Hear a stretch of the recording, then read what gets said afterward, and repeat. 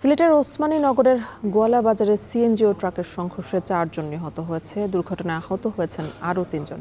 আর এই নিয়ে আরও জানাতে সিলেটের এমএজি ওসমানী মেডিকেল কলেজ হাসপাতাল থেকে যুক্ত আছেন সন্দীপন শুভ। শুভ, এই দুর্ঘটনা কিভাবে ঘটল আর যারা আহত হয়েছেন তাদের অবস্থা কেমন জানাবেন?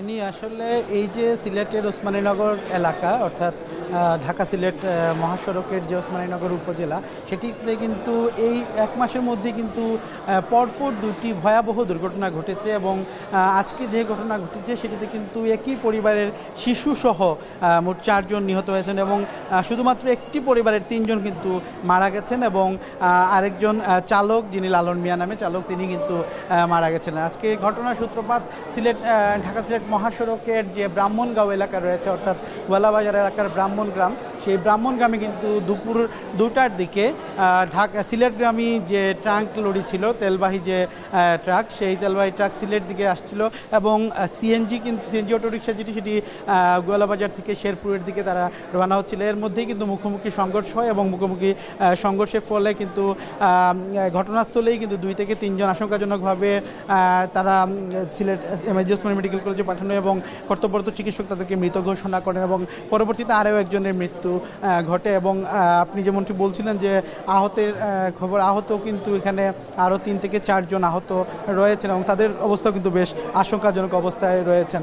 এবং আমরা দেখেছি যে এই যে ঢাকা সিলেট মহাসড়কের ওসমানীনগর উপজেলা যেটি, সেই উপজেলায় কিন্তু আমরা দেখছি প্রতিনিয়ত কিন্তু এই ধরনের দুর্ঘটনা ঘটছে এবং প্রতিনিয়ত কিন্তু মানুষের মধ্যে আতঙ্ক বাড়ছে এবং বিশেষ করে যেগুলো সিএনজি অটোরিকশা সেগুলো কিন্তু আগেও নিষিদ্ধ করা হয়েছিল যে মহাসড়ককে যেন তারা না চালনা করেন, গাড়ি পরিচালনা না করেন, তারা কিন্তু সেটি অমান্য করে চালিয়েছেন এবং সেখানে দুর্ঘটনা কিন্তু ঘটছে।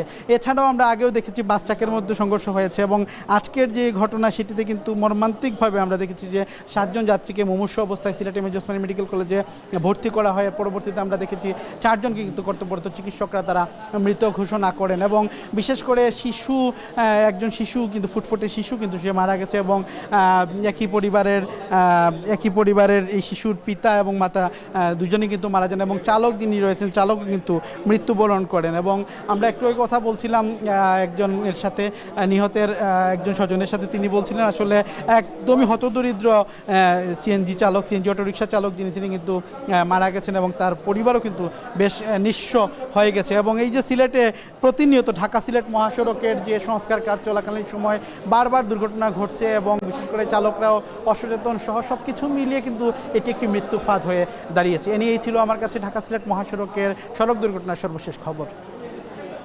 সিলেটের সড়ক দুর্ঘটনার খবর জানাচ্ছিলেন সহকর্মী সন্দীপন শুভ।